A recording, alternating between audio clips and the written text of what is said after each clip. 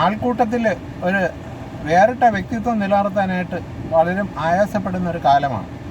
ഈ കാലത്ത് ആൾക്കൂട്ടത്തിൽ വ്യത്യസ്തനാവാൻ വേണ്ടി പലരും ഈ തലമുടി ചുരുട്ടുക, തലമുടി കുറ്റിച്ചൂല് പോലെ കമ്പിയാക്കുക, ഇത്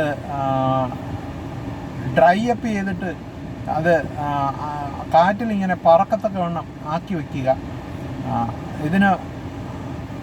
ഇതിനൊക്കെ വേണ്ടി വരുന്ന സാമ്പത്തികമോ പോട്ടെ, ഇതിന് കൊടുക്കേണ്ടി വരുന്ന വില വളരെ വലുതാണ്.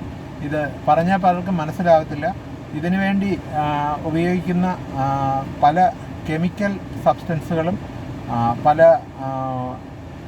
സ്റ്റെയിനറുകളും, പല താപവ്യതിയാനം വരുത്തുന്നതിനുള്ള എക്യുപ്മെൻസുകളും ഒക്കെ തന്നെ നമ്മുടെ നാഡീവ്യൂഹത്തെയും നമ്മുടെ സെൻസറി ഓർഗാൻസിനെയും നശിപ്പിക്കും എന്നുള്ളത് 100% ഉറപ്പാണ്.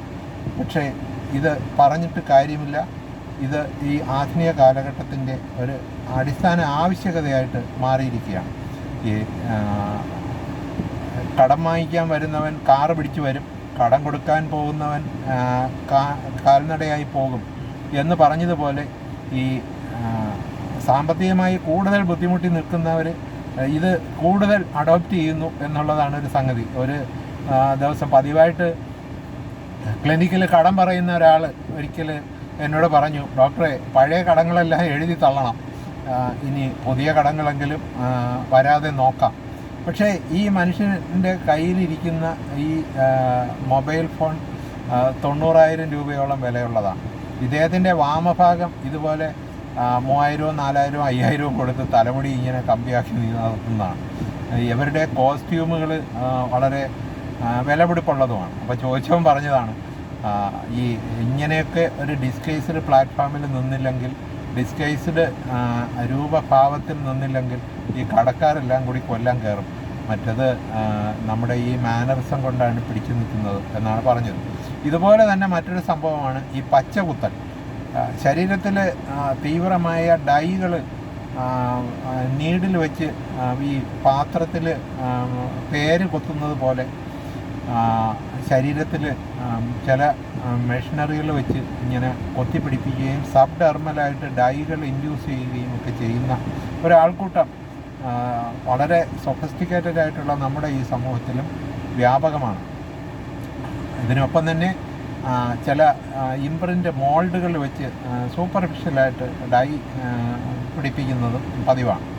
ഈ ഡൈകളൊക്കെ തന്നെ നമ്മുടെ മർമ്മപ്രധാനമായ അവയവങ്ങളിലേക്ക് ചോര കൊണ്ടുപോകുന്ന രക്തക്കുഴലുകളുടെ മീതെയാണ് ചാമ്പി വയ്ക്കുന്നത്. ഇത് അവ വഴി ഈ ഒഴുകി ഇത്തരം അവയവങ്ങളിൽ ദീർഘസ്ഥായിയായ പ്രശ്നങ്ങളുണ്ടാക്കും എന്ന് പറഞ്ഞാൽ ആർക്കും ഇപ്പോഴും ബോധ്യം വരത്തില്ല. കാലക്രമേണ ഈ ചെയ്തികൾ എല്ലാം മറന്നു കഴിയുമ്പോഴായിരിക്കും ഈ വിനകൾ ഓരോന്നായിട്ട് കതിന പോലെ പൊട്ടിത്തുടങ്ങുന്നത്.